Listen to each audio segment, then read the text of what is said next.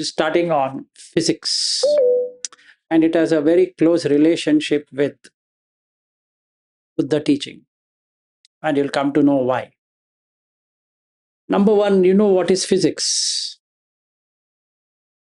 If you have studied in your school, what's physics?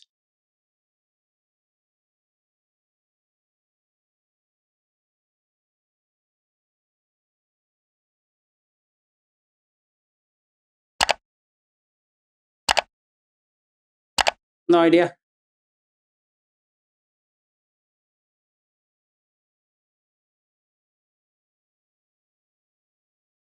I'll give you some time so that you can think and tell me what do you know, what is meaning of physics? Sir, I think physical things. No, physics is not physical thing. I mean, that. No. Okay. About food, space.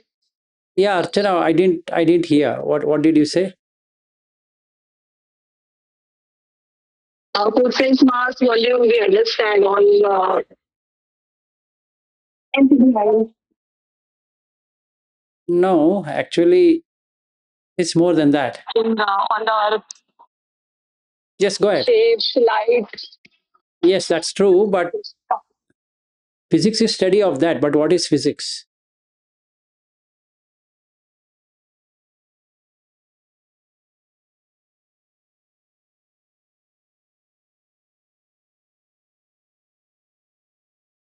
Okay, if you don't know, no problem.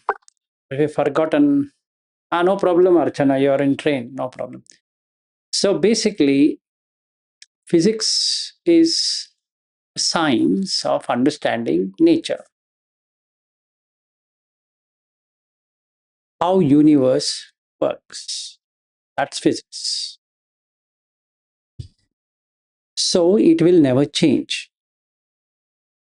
Like gravitation will never change, no matter what you do. In the same way, the atoms consisting of protons, neutrons, electrons will not change. Whether you believe it exists, you don't believe it exists, it doesn't change. In the same way, waves doesn't change. There are waves and there are vibrations. So whether you see vibration while doing whatever Goenkaji technique or not, it exists.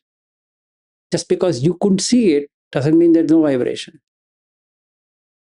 And the whole world is vibrating at a particular frequency. So there is modulation.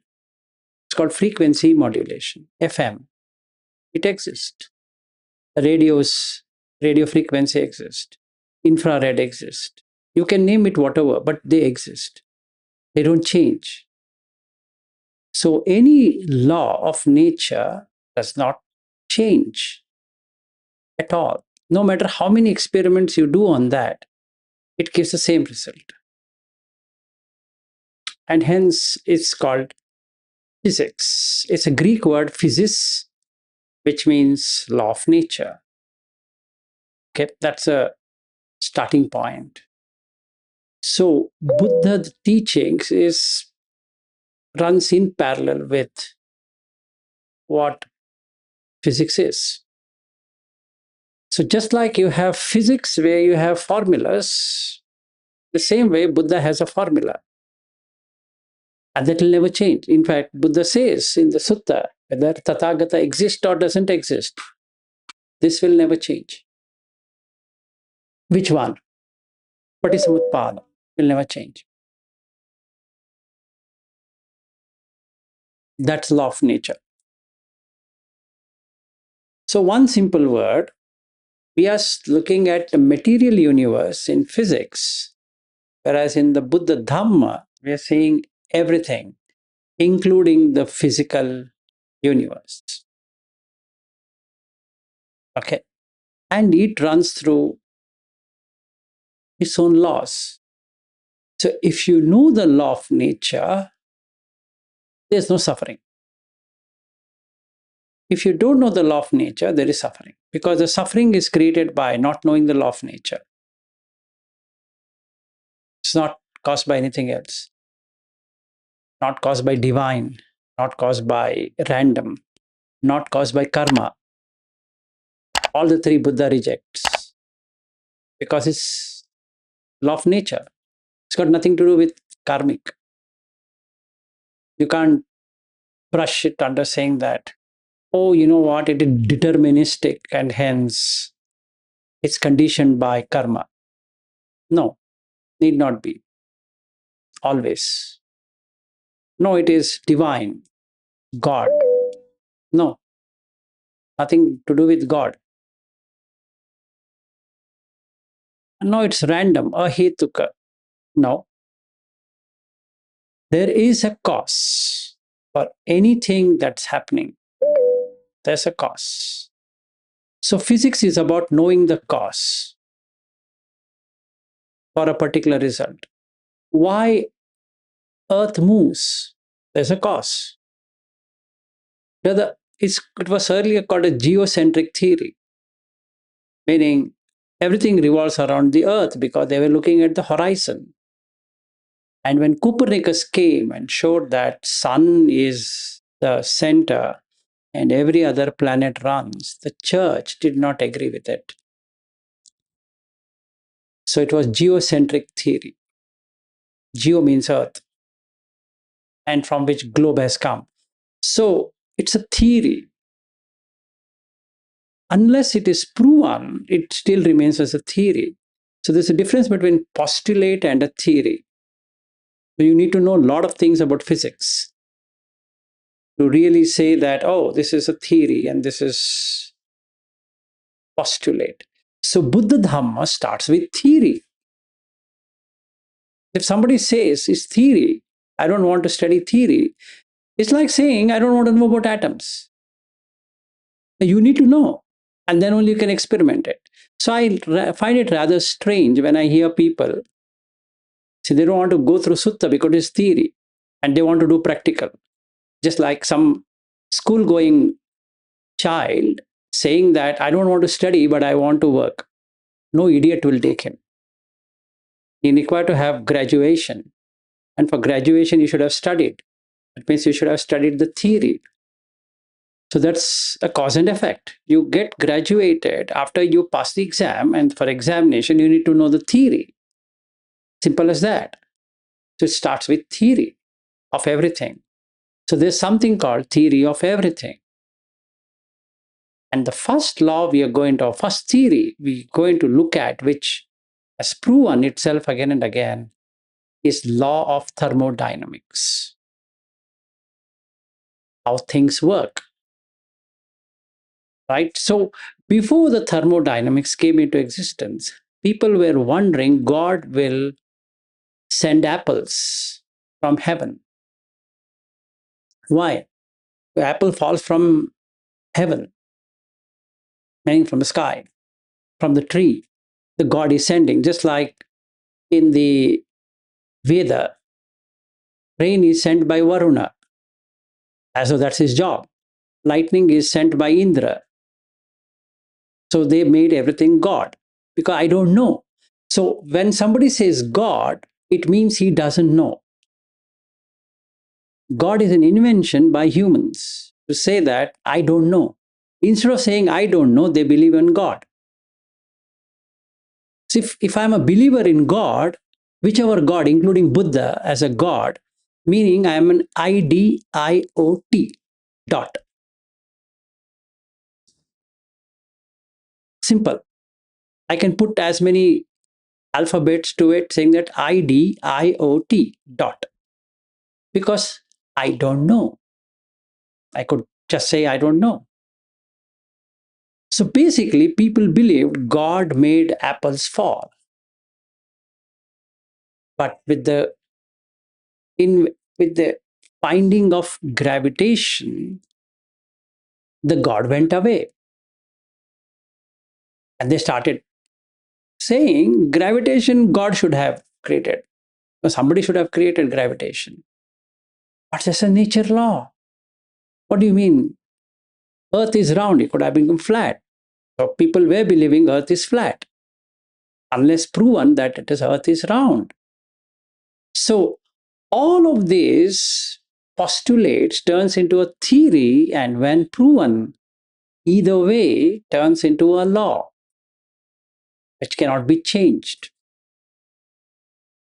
So Dhamma is a law. It can't be changed.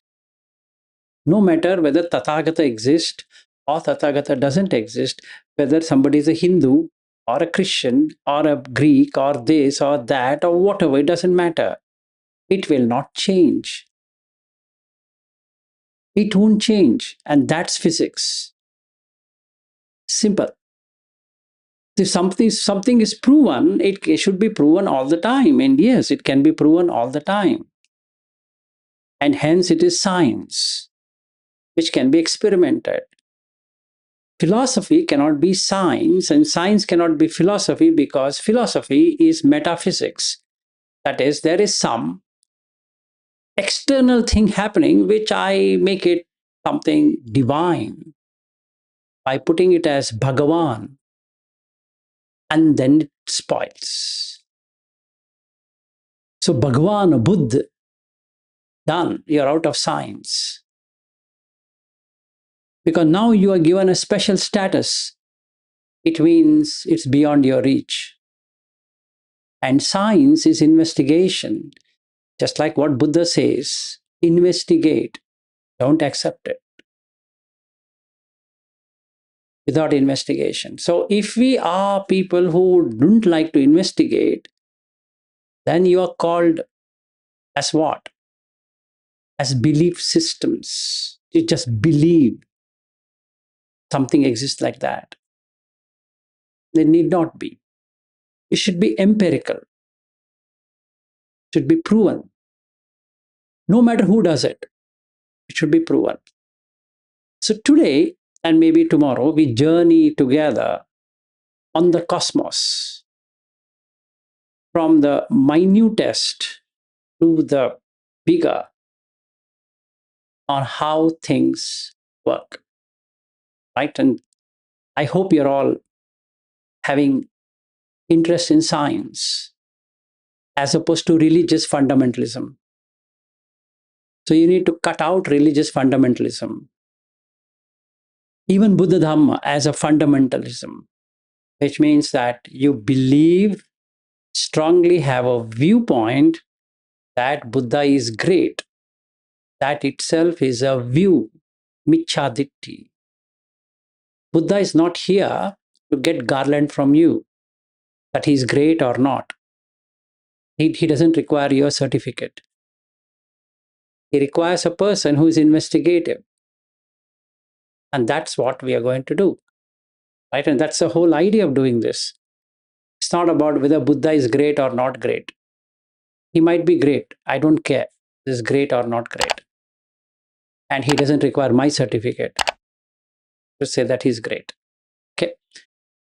So there are these questions which you might have or you should have before coming into a thing called as science.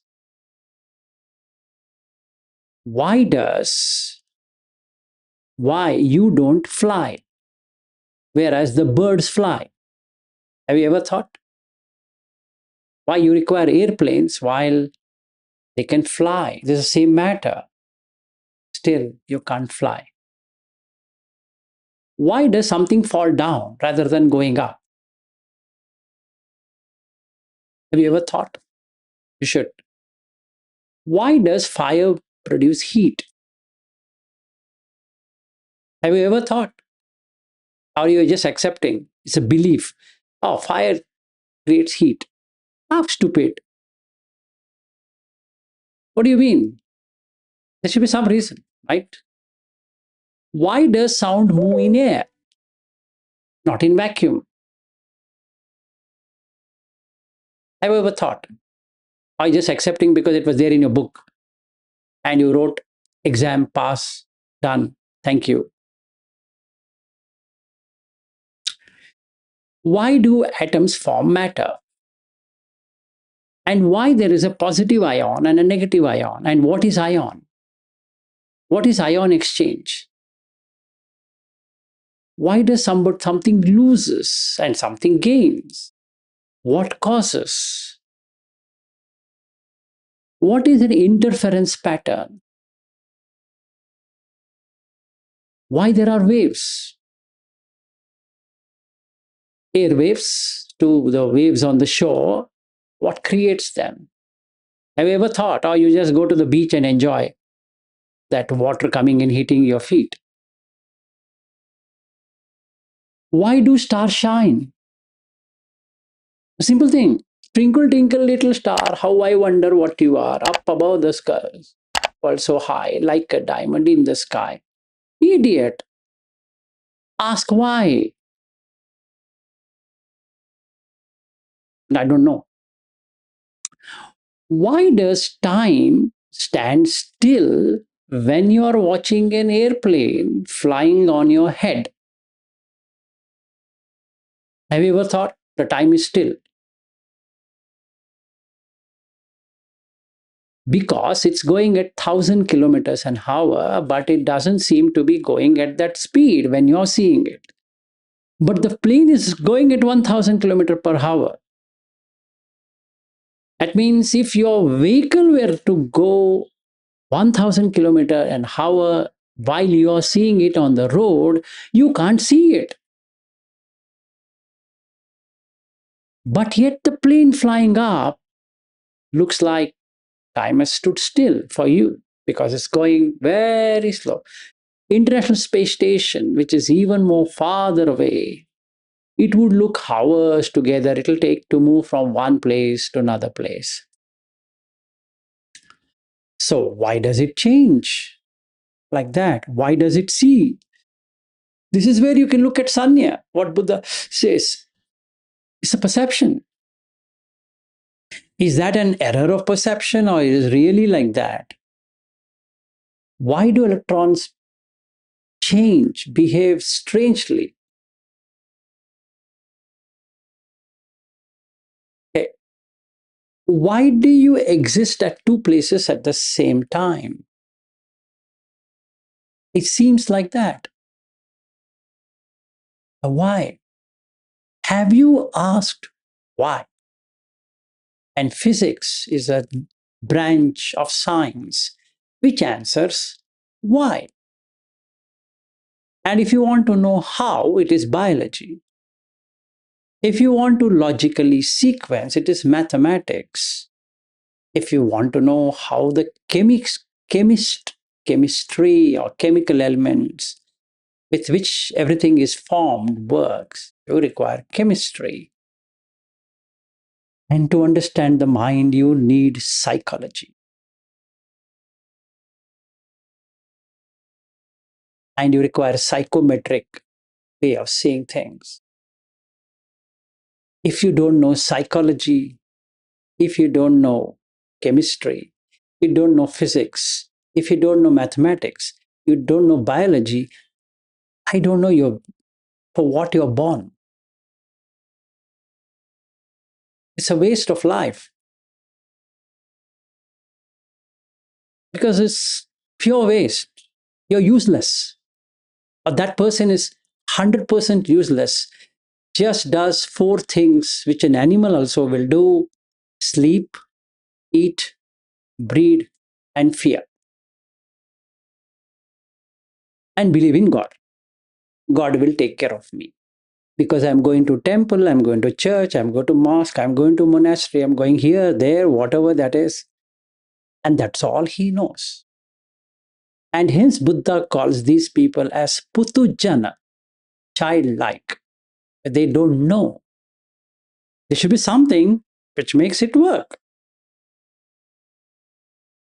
So the objective of physics is to understand gravity, understand energy transfer, thermodynamics, which is part of energy transfer, electromagnetic waves, what are the photons, what is vibration, how does things vibrate, what's the medium, what's quanta, what is quantum mechanics, what is atomic physics, nuclear physics, relativity, laws of relativity, And then the most interesting, all theories, string theory, that theory, which has come recently, is on quanta. Okay. So the reason why I am the way I am is because of investigation. It's called in Pali Vimamsa. Out of four Iddipada, you should have Chanda Iddipada, Viri Iddipada, Samadhi Iddipada, Vimamsa Iddipada. If you don't have the fourth one, it's useless. It's like a spineless person who seems to be in a vegetative state, doesn't know what's happening. He just believes things to be rather than knowing how things should be, let alone Buddha Dhamma. That's even more higher than physics, but you really know physics. If you're studied in school and forgot all about it because you just got some marks for passing the exam, I'm sorry to say you're a useless person.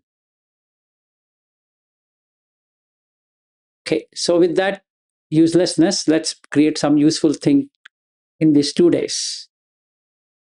Because without knowing this, knowing Buddha Dhamma is an act of, I don't know, it just becomes a belief system. In Dhamma, there's no belief. Because Dhamma means nature.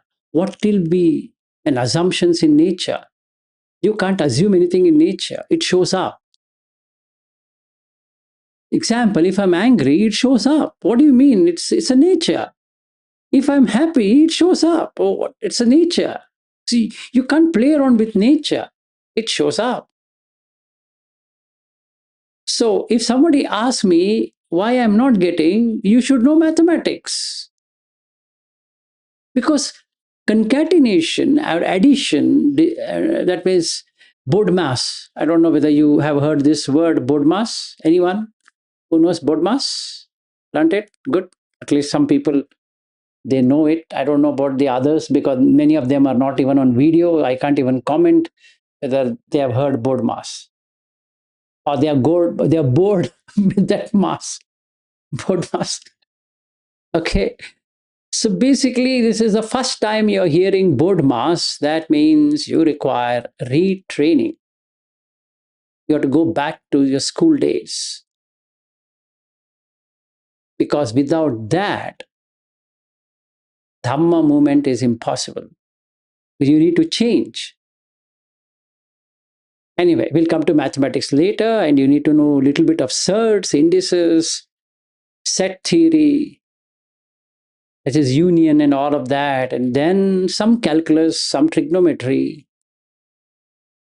And then you are a seasoned Dhamma person. Otherwise, you are a religious follower. You don't have scientific temperament at all.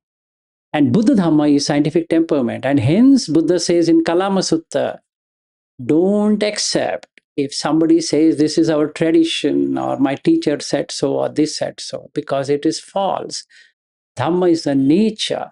Whether Tathagata exists or doesn't exist, it doesn't change. In the same way, physical laws of motion does not change.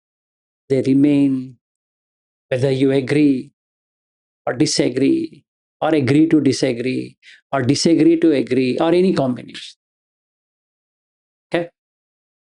So there are two kinds of physics. One is classical physics before the advent of quantum mechanics, and then there's quantum mechanics. Okay. So we are talking about physics to begin with on the classical physics before the Renaissance movement, and then quantum. Niels Bohr's experiment on quantum changed the entire topology of physics. And with Richard Feynman adding many more things to it, it became really interesting. I don't know how many of you know Richard Feynman or read his books or audio and all that. He's a beautiful physicist. Okay. If you've not heard lectures from Feynman, you missed the most cream of life. I think so. I think you should be an enthusiast in understanding Feynman. Anyway, leave Feynman for time being, and then you at least be on classical physics to understand what's physics, how things work. So these questions, what I asked, is what physics answers. And this stays. Okay. And hence it's called a law, meaning it can't change. So law of Dharma, which is Patisamutpada, cannot change. Whether you agree or agree to disagree to agree, it doesn't matter. It doesn't change. And that's what Buddha discovered. He found out. He said, I unearthed it. And all scientists who have found physics, chemistry, mathematics, biology, have unearthed what was there. Right? The frequencies were there. So when you sit for meditation, atoms are there. It's not your atoms. They are there. You just found it out as vibrations. And atoms will vibrate. It should vibrate. What the hell are you talking? They vibrate at a frequency. You didn't make it happen. Oh, but I'm not getting vibration. Is it? Then how are you living without vibration? To live, you need to vibrate. Please vibrate. And when you get emotional, there's vibration. There is. So when it hits amygdala, now I'm coming to biology or brain, there's vibration. Because emotions are driven through amygdala. So basically, vibrations. So what happens? The tear comes. And if you look at tears, it's H2O. It's two atoms of oxygen and one atom of hydrogen. It's coming from periodic table. So they have a specific law of motion, or to be called as tears. So tears is a sanya, but what actually is happening is two atoms, H as 1 and O2 as 8. It has 8 protons here, 1 proton there. And into two of these atoms with one hydrogen makes it into a molecule, which is H2O. And you need to know what's the difference between an element and a molecule. If you don't know that, you'll start believing in metaphysics. And when somebody cries, it's H2O which is coming, which is fine. Doesn't matter. It's driven by amygdala. And hippocampus is a place where memories are stored. So he's remembering something and then the person is crying. It's fine. Absolutely fair. So then there is no issue. You don't get emotional because somebody is emotional and you're able to see it. And it makes sense. So this is what I wanted to talk as a introduction to this physics. Anyone having any questions before we go deeper now onto every aspect of it? Any school dropouts here who couldn't go beyond first grade or second grade, so that I have to take from the first grade and then go to the 10th grade and the 12th grade and like that? Or is it okay we continue from where we are? Fine. I know, Shreyas, you are a person who have done PCM in a good way. But anyway, Neeru, go ahead. Um, just if you can say a little bit on karma and... No, that will come later. That will come later. Oh, We are pure physics today. Then correlation and all that we'll do later. We'll not do with Buddha Dharma right now. I'm just wanting to say how this works. What Buddha says versus what physics is. That they both are law of nature. Physics is a law of nature. Dharma is also a law of nature. They both are same. Same in the sense of the meaning and context. So I don't have to believe in Dhamma in the same way I don't have to believe in physics. I have to know physics in the same way I have to know the Dharma. Right? And that's what I meant. Otherwise, karma becomes something imagined.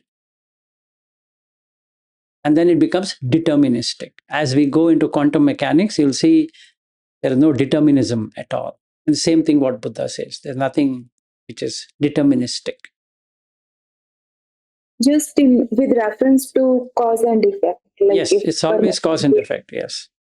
Yes. So karma is also cause and effect. So if you cut the cause, there's no effect. So even though you brought a huge ton of karma, you can cut it anytime. You don't have to run with it. Anyway, we'll see how to do that later. Okay, so now, first thing first is you have first branch of physics, this mechanics. Okay, this talks about motion, force, mass, car going at a particular speed, a plane going at a particular speed, every movement, which can be tangible. Tangible means which can be felt, right? And which can be seen through five sense doors.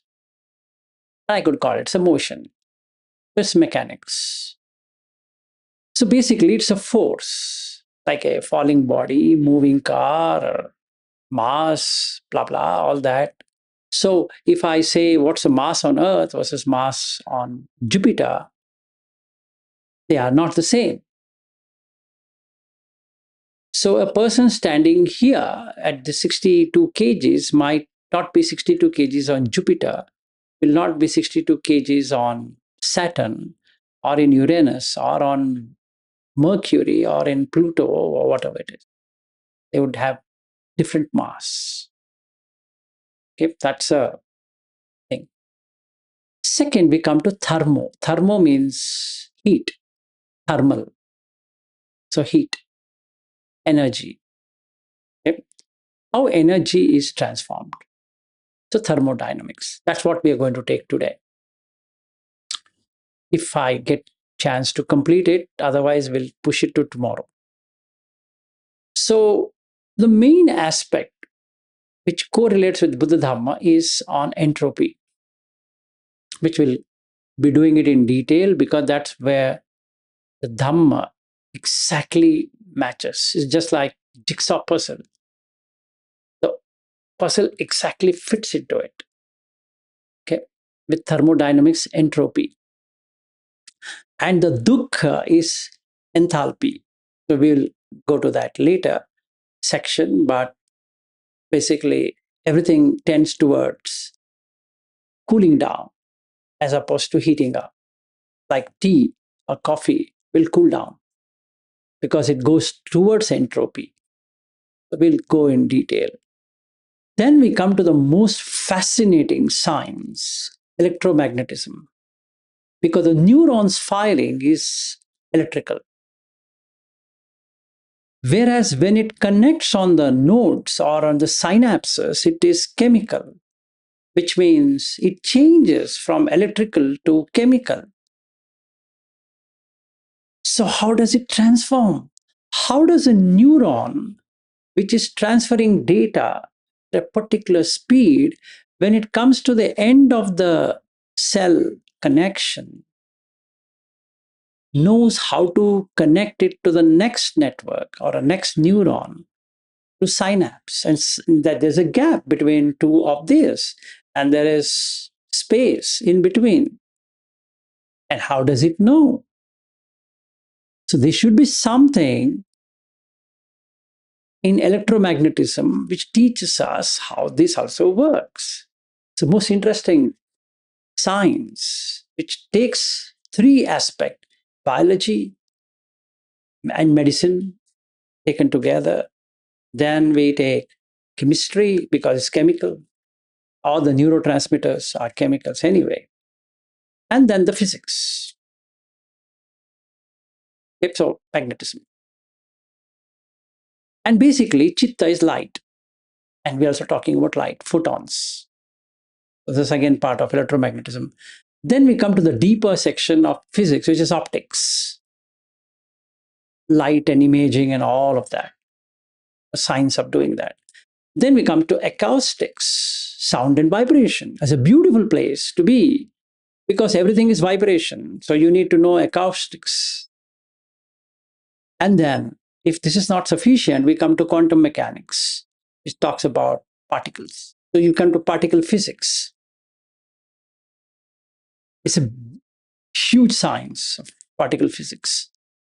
Okay. Then we come to relativity, theory of relativity of Einstein, E is equal to mc square. What does that mean? So we'll go into detail of that, E is equal to mc square, when we come to theory of relativity. Relativity from which standpoint?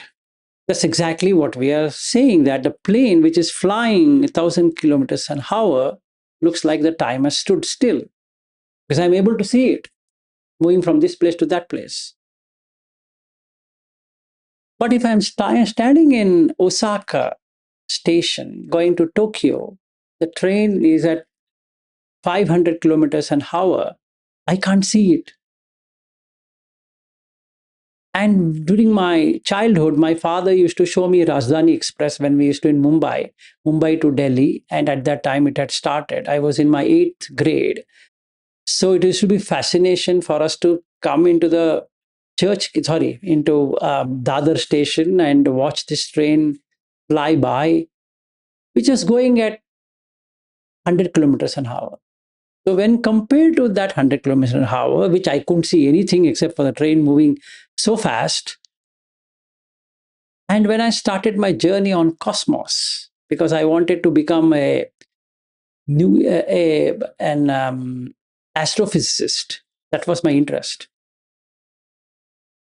My deep hobby is astrophysics. You didn't know that, but I'm telling you this. So, and physics is my lovely subject as well. So basically, I used to see why this train goes at this speed and why I can't see it.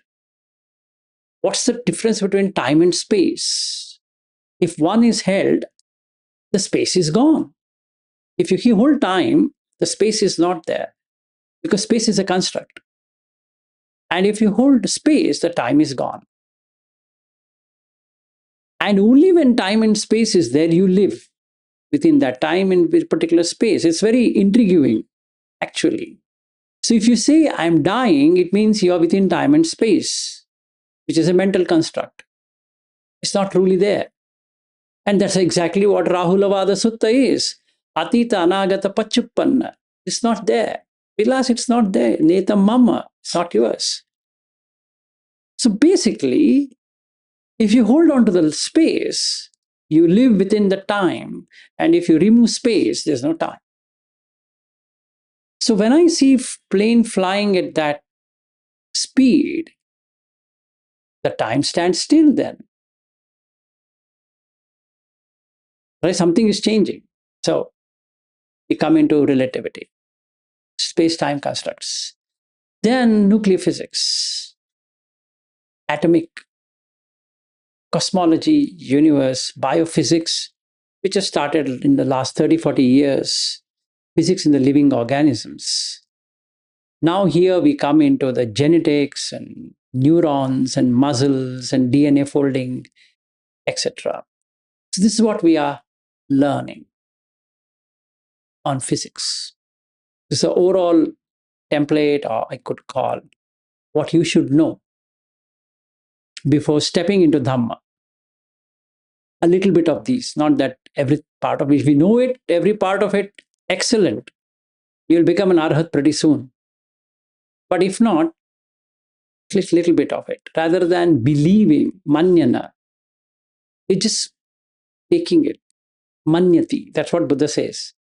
Patavi manyati, apo manyati, tejo manyati, vayu manyati, bhuta manyati. No, why you should? You should question. Why take it? Manyana is hypostasizing, keeping it to be true. No. So, if I were to compare between physics and Dhamma for clarity, physics is study of matter and energy. And Dhamma is, you know what?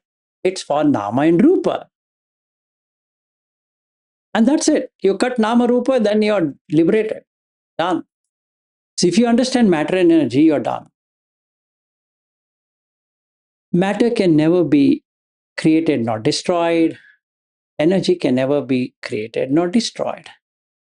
And I will answer Nama Rupa when we come there. Looks for law of nature in physics, looks at Patisamutpada. Both are exactly parallel, running parallel. Explains physical event, explains suffering, right? Deals with conditioned reality. That's physics. But what is Dhamma? In fact, you will be going mad with neuroscience because it talks about conditioning, classical conditioning. You've been conditioned to believe you're a wife as opposed to being a wife. You've been conditioned. It's just like Pavlov, who tested on a dog, salivation of a dog, that if you show the meat, it waters, understandable.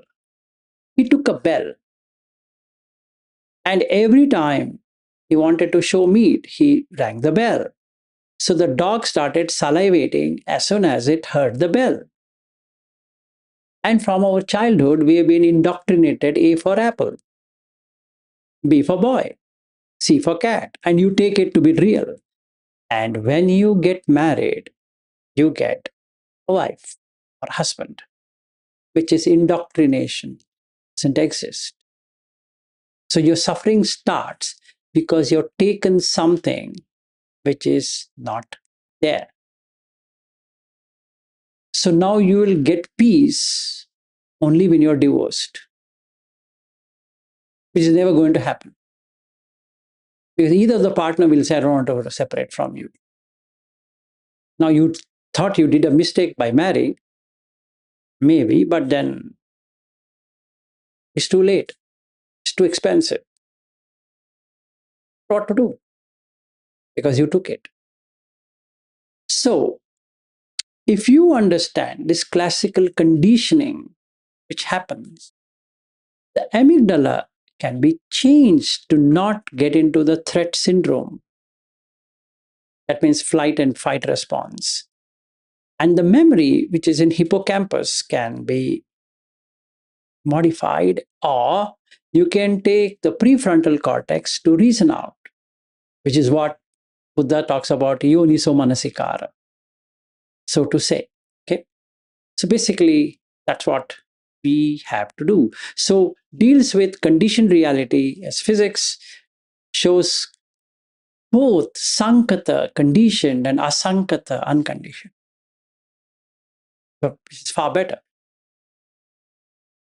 It uses measurement and mathematics for the majority part of physics, uses direct observation, as in vipassana and anupassana, right? Can explain the body and the universe. It explains what is bondage, what is liberation.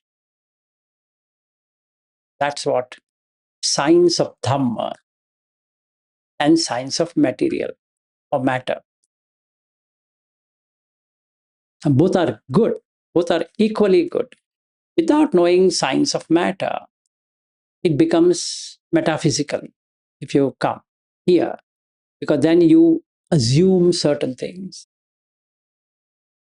and you make it a god figure as Bhagwan. And then that's it. Then the puja starts, and then the singing starts, and then everything starts. Because the person basically doesn't know how things work. So I need to have a scientific temperament. So this is the difference between these two. Okay, having said that, let's jump into, we still have time on this. So let's get into our of thermodynamics. Basically, there are four laws of motion. Thermo is in heat, how heat dissipates, what happens to heat. So the zeroth law is the most important thing, is that if a system, whatever system it is, are in thermal equilibrium with the third system, it means that they all are in equilibrium with each other. Okay. What it means is that if a system, call it as A, B, and C,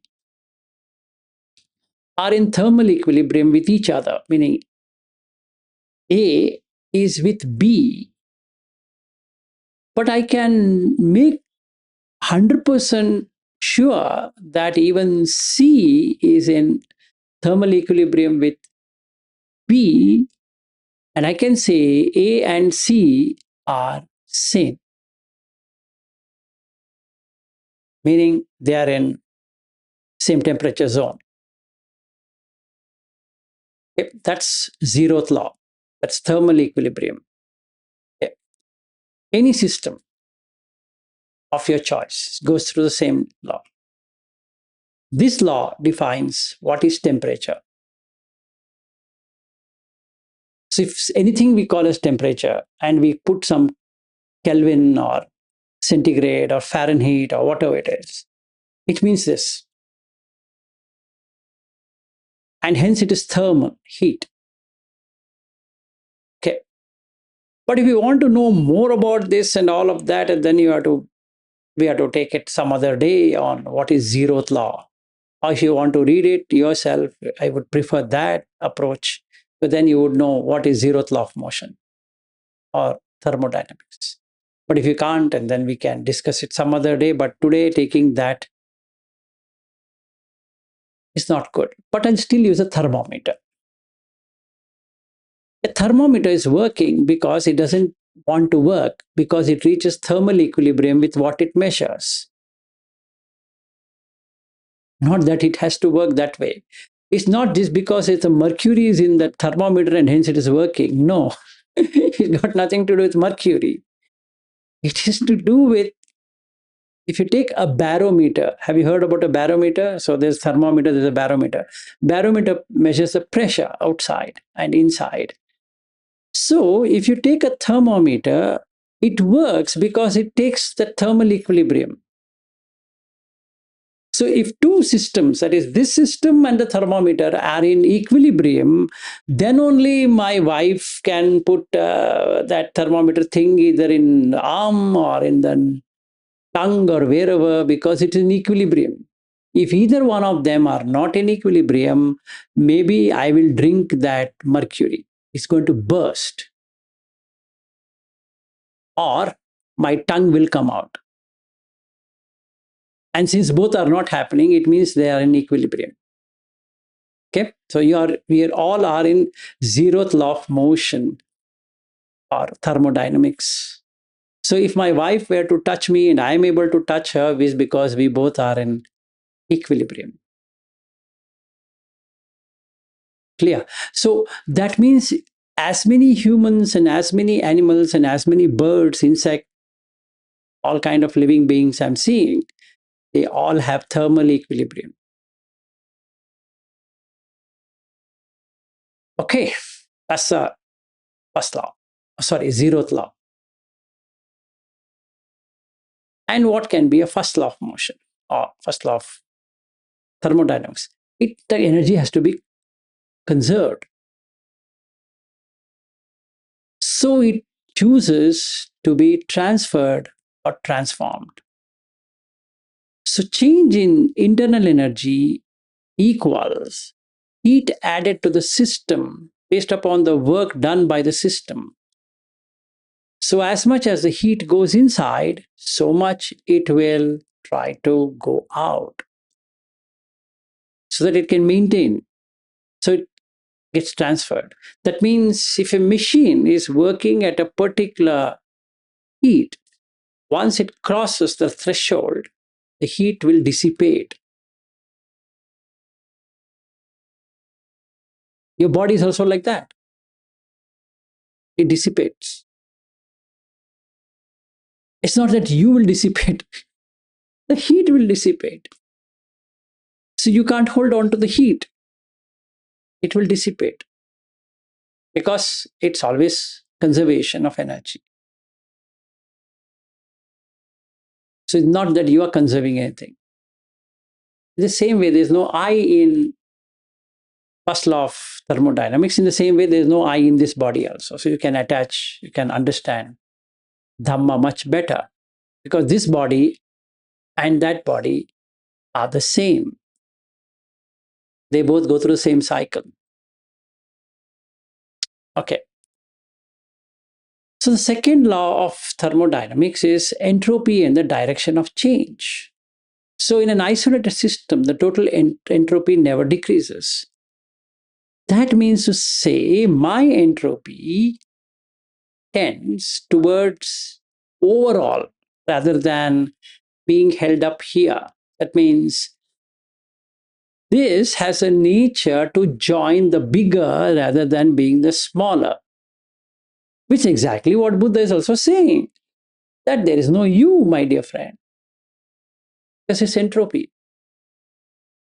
So entropy measures how dispersed energy and in how many microscopic arrangements are accessible. It's actually in mathematics called as permutation and combination. So there's so many permutation and combination which can happen. So each person we are seeing here is an accumulation of permutation and combination. That means to maintain this system, it takes more effort than maintaining the whole system. So it tends to become all. And in Pali, there is a thing, all, sabba. Okay. So if you come to the neva sanya, na sanya, ayatana and beyond, you'll see everything same, no difference. So it is entropy. And how does entropy work? Heat naturally flows from hot to cold. You can see that. So ice melting into liquid. Okay. If you have tried with perfumes, it doesn't burst generally. Even though it is condensed, it doesn't burst. It dissipates in air. Same thing with aviation fuel. And the classical example is coffee and tea becoming cold. You didn't make it cold. It turns cold. That means entropy of our total system is more than the entropy of the current system. So everything tends towards entropy. It just goes there because it's conservation of energy. So you can't hold energy. Say that it's my energy. What? Stupid guy, your energy? When did you start keeping energy? So all bodies, including mobile phones to laptops to anything you use, loses charge. You get discharged, entropy. In the same way, food you eat gets discharged, out of charge. So what you should do? Charge them. So if somebody does a stupid argument to me that I don't want to eat, maybe he's dreaming. He will be quickly become entropy, complete. That means we can put a garland on his photo saying that born so-and-so date and became entropy on so-and-so date. Because the system is gone. You can't maintain it, right? So you need to eat. So matter and energy works this way. They tend towards more probable, more harmonious arrangements as opposed to discrete arrangement. This is a discrete arrangement. It's created. And that's the reason yam kinchi samudaya dhammam sabbam tam nirodha dhammam. It's pure entropy. You can't create a discrete system saying that it'll remain. No, you can maintain it, but it doesn't remain. It becomes part of a whole, not as part of a single unit. Spontaneous processes increase total entropy of the universe, and everything is spontaneous, and hence it's anicca. You can predict. No, you can have probabilistic approach. When we come to quantum mechanics, you will see that it's probabilistic. And Buddha Dharma is probabilistic. It's not something to say this is like this. It's condition based. You bring in the condition, it works. So probably if you bring a condition, it works. If you don't bring in a condition, it doesn't work. So let's say I'm tensed and I'm eating, the likelihood of getting indigestion is almost certain because I'm stressed out while I'm eating. I'm putting it like this. So where will I get the enzymes for it to digest? And because of the stress, cortisol has increased. So the digestive enzymes don't appear. So guess what? Either I'll be constipated or I will have a nauseatic feeling or I will feel like something is not okay. If I was eating slow, maybe I could have digested better, right? So this condition. So you meet the condition. So another example I can give you is gas expanding to fill a container. It takes complete. As much as you have it, it takes that much. So the gas inside this body takes the full, not the half, not the part. It takes the full. So you can't feel a gas. The gas is everywhere. It means Vayu is everywhere. And hence it's subtle. So out of Patvi, Apo, Tejo, Vayu, Akasa, if you were to experience it, Patvi can experience this easily. Apo becomes slightly subtle. Tejo becomes even more subtle. Vayu becomes very subtle. And the subtlest of all is Akasa. Why? It's entropy, my dear friend.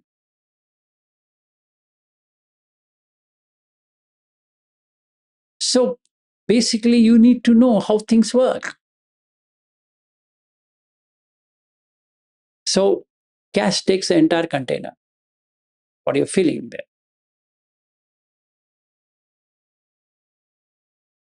So the myth, what people have created over these years who are not from good scientific background, that entropy just means disorder, because a lot of YouTube videos talk about disorder. Whereas it is more about energy dispersal and the number of accessible microstates. How many states can happen within a given time and space? And that's overall entropy. So overall entropy takes over than this entropy. This entropy is an individual entropy, but it always tends towards that than this. There's no point in maintaining this. It maintains everything else. So I require enthalpy to maintain this. Whereas there's nothing to maintain. So I'm not trying to suggest Nibbana equals entropy, but it tends towards that when there's nothing to be held. Okay, this is the second law of thermodynamics. And then the third law of thermodynamics is as temperature approaches 0 Kelvin, entropy of a perfect crystal approaches 0, is almost closer to shunyata, what Buddha talks about. So absolute 0 cannot be reached by a finite number of processes. So 0K is very low temperature. So there is no thing which is happening. There's no activity. So if there's no activity, you are almost in Nibbana. I don't say the third law equals Nibbana because then it would become not real. But it tends towards equilibrium, a point. Clear? Okay. So the way to know it is that you require 0 K, 0 Kelvin. As it approaches 0, it's gone. So what it is meant for us? So enthalpy, like this system, what I'm holding, is heat content at a constant pressure. So I'm maintaining this at a constant pressure. It's a state function.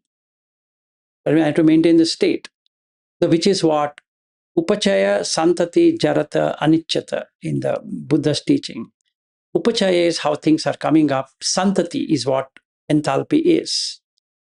Okay. Jarata, it goes towards entropy. So in enthalpy, it helps me to predict whether a process releases it or absorbs it. Right now, I'm releasing as well as absorbing. So the input and output, if I see between 0 to 60 years or 1 to 60 years, between 1 year and 10 years, there is more entropy. Between the 10 and the 20, it stabilizes. So it is more of enthalpy or enthalpy. Then between 30 and 50, there is a enthalpy and entropy happening. That means it looks like you're aging, but not really aging so fast. And after 60, the entropy begins to exceed, increase. So hence people can see the person becoming more fragile, so to say, because the entropy of the present system no longer can hold the enthalpy to maintain that. So the bonding of energies will start to dissipate, starts to move out, starts to incide, meaning starts to expand. So what happens? The patvi, apo, tejo, vayo, akasha, which was being held, now dissipates.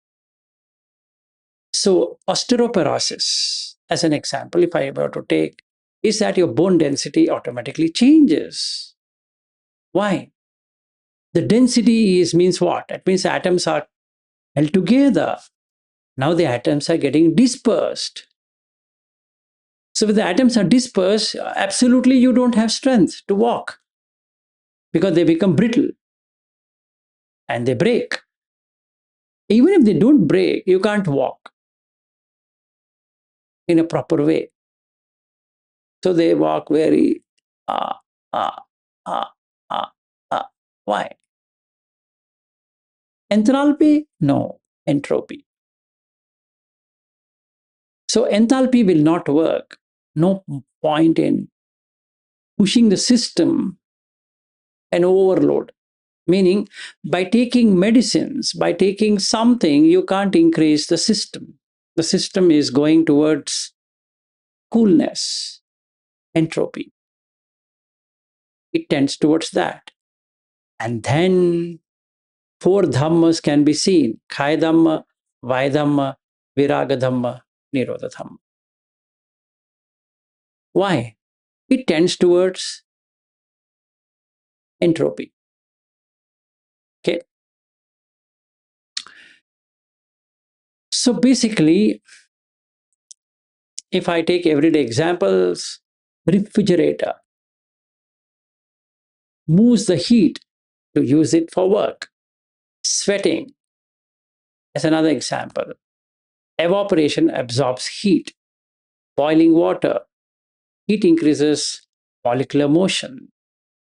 Engine, car, or whatever, converts heat to work. Ice melting, endothermic and entropy increases. And burning of fuel, exothermic and surroundings gain entropy. So when you heat up, especially when it's cold outside and you're having bonfire like what we did with Shaniel's home, what happens? Entropy increases. 1 second. And that's what we need to know about how these things works. So to conclude on this, zeroth equilibrium balance. First is transformational. Second is irreversibility. That means you can't reverse the decay. The jara can never be brought back. And the third one is minimal entropy. Yep, so that's it for today. And then we will go deeper into many of these aspects when we meet tomorrow. Maybe I'll try to cover quantum mechanics. Then we'll see how much did you gain out of physics before we go deeper into any one of these physics. I don't want to just run it just to make it look interesting. I want you to really see it.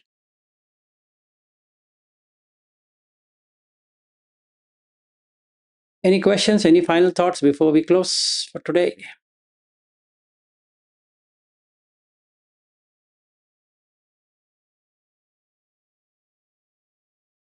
All good. Anything from Einstein, Chirag? Nothing at the moment, sir. Okay. Yeah, I think, but let's say when you say entropy increases, I think what you mean is the chaos increases, the randomness increases of the system. Because Yes. I think in physics and thermodynamics, entropy sign is opposite or something. Yes.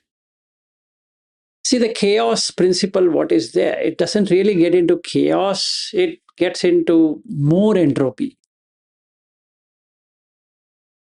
And hence it is called chaos. Because it becomes disorder. Ordered becomes disorder. Right.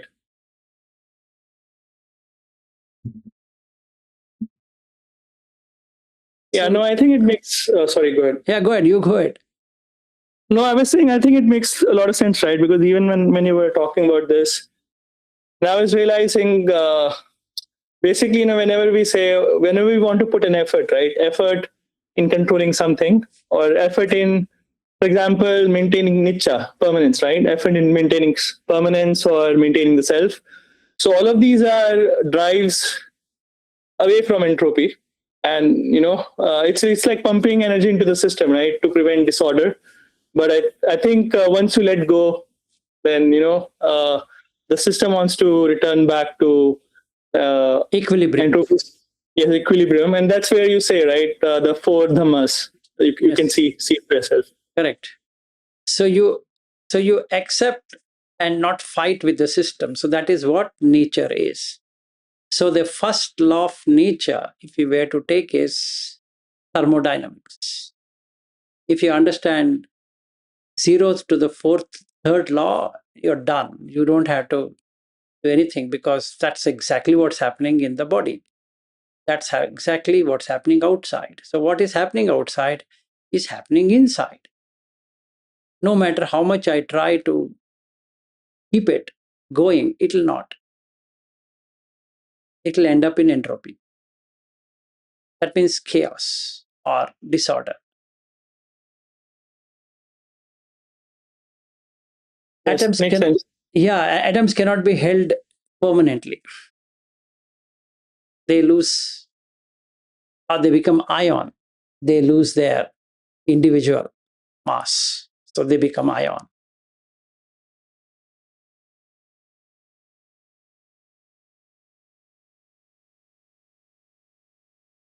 Yes, thanks for the teaching, sir. No worries.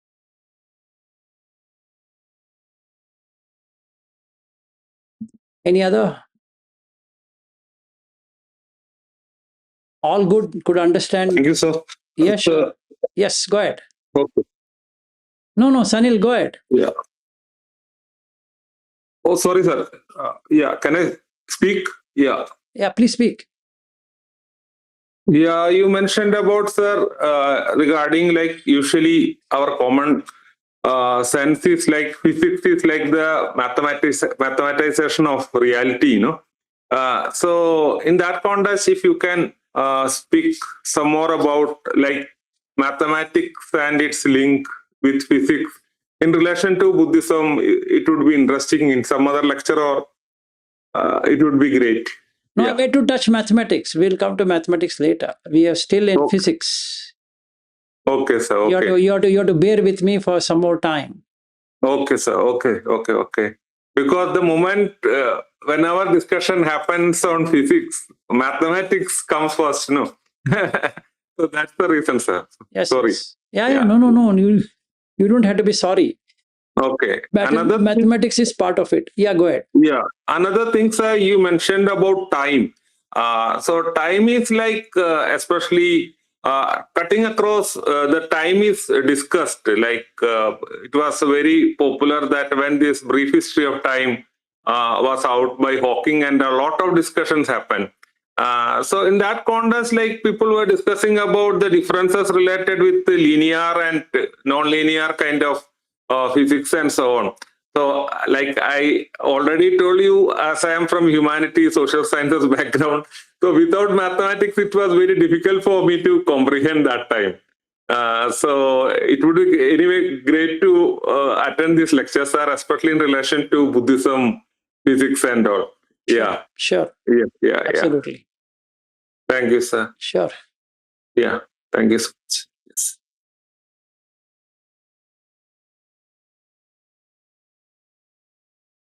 You're still in Kerala, or you come back to your home? Back to Delhi, sir. Or back to Delhi? Yeah. Yeah. Yes, sir. Yes. Good. Thank you. Sure. Yeah. Yes. Thank you. Any other questions?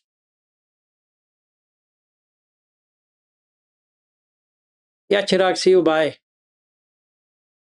Neeru, you have anything to ask? Otherwise, we can close. I have to go over the lecture again. Just if you can say a little bit more about when you mentioned either time or space, like there are situations when either time remains and space. You see, right? You see a plane flying at a particular speed, it looks as though they are not. It's actually theory of relativity. When you go there, you will see it, but something should stand still. The space shouldn't be there. So you can see it. Otherwise, if the space eats itself out, then you can't see it. Or the time should slow down. If you want to see the train going at 100 and you can't see it, and if a train is going at 500, you can barely see it, but how can you see the plane flying so slowly? It's a question you need to ask yourself. What makes that? And that's when you see theory of relativity. The time... And yes, go ahead. What's the relationship with Dharma? What's the relationship with Dharma? It is... what does he explain? He says that the past, present, and future are mental construct. That's it. Nothing else. Atita, anagata, pachuppanna. He says, neta mama, ne to ahamasmi, ne so name atta. That's the reason. If you take to be true, the time and space construct to be true, it's a construct, it's not real. If you think it is true, that means you existed in the past. You're fabricating it. If you think you're existing now, is a fabrication. If you think you're going to exist in the future, is a fabrication, because it seems like time has stood still for you. So that's my question, is how are you seeing the plane flying at 1,000 kilometers an hour? Seems like it is just flying here. If you were to see here and if you still see the plane is still flying there. How? It is relativity. And that's what Einstein developed. He found out. So when we go to theory of relativity, you'll get an answer. Now, what is the Dhamma answer to this? It's 5 khandhas, then nobody. So if you keep 5 khandhas, you are in time and space.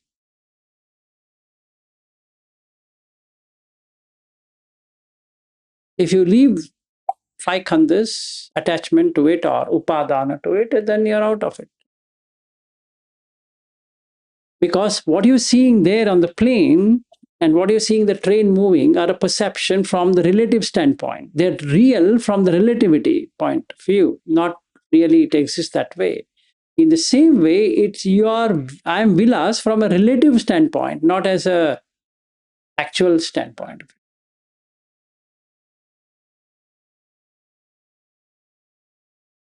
Actual standpoint is we are tending towards entropy, the total system. So there's no Niru in the first place. Niru is a construct which doesn't have any its own independent entity. That's what Buddha says, and that's what even physics says. There's no independence. There's nothing called anything independently staying. It gets transformed. It can't stay independent. It always tends towards transformation. So a matter gets transformed, but it can't stay like that forever. And anything that gets transformed loses heat. When it loses heat, it turns back to however it was. It is chaos, like what Chirag was talking about. So if I take Vilas, it's chaotic because you have to maintain more than what it is. So the dissipation is more. So you need to know something about thermodynamics and something about relativity. Otherwise, you will never understand time and space construct because it's a construct, it's not real.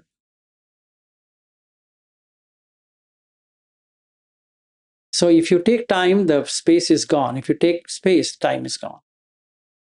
As long as you are within time and space, you can say you exist, which is fine. Because if 100 years is a time, and so you have a space for that. That means this body can be moving here, there, doing so many things in these 100 years. Because it occupies space. Right? So when they cremate the body, it has transformed. The matter has transformed into something else. And energy has been dissipating all the time. So in the eyes of time and space, it looks Vilas existed, which is false. There's no independent existence of Vilas at all, even now. Forget the future, even now.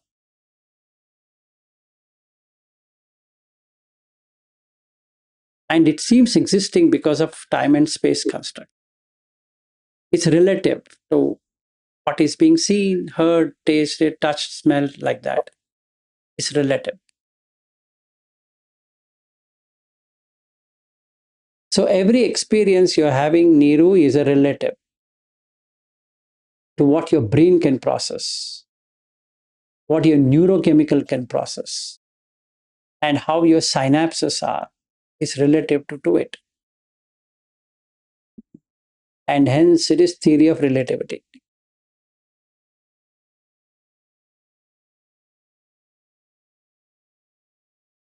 Epinephrine is one chemical which you know, which will increase adrenaline.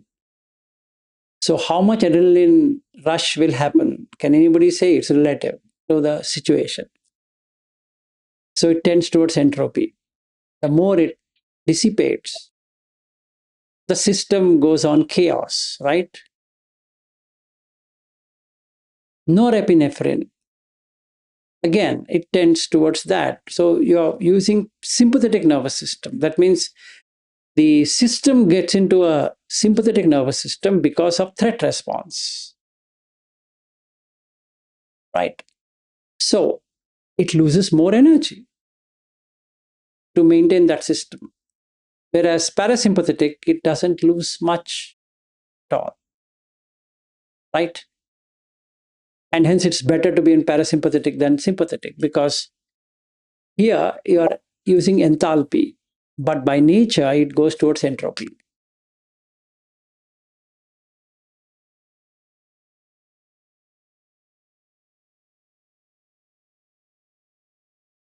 So instead of doing all of this, you take 5 khandhas to be not yours, and that's it, done.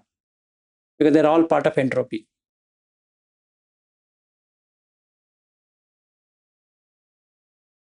It's very interesting to know this. Yeah.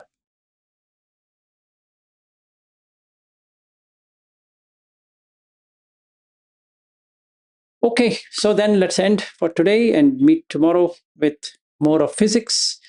I think Monday, Tuesday, we'll take mathematics, and then we'll take biology once again to map things up and mash it and see PCMB.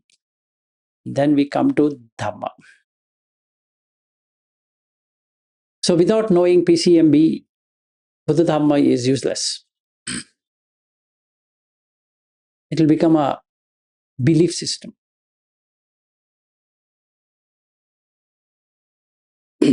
And then you'll start going to the monasteries. That's it. Because you don't know how it works. You are hopping to church or temples, now you hop to the monastery. That's it. And the person sitting there will say, our supreme Buddha, our great Buddha, our this Buddha.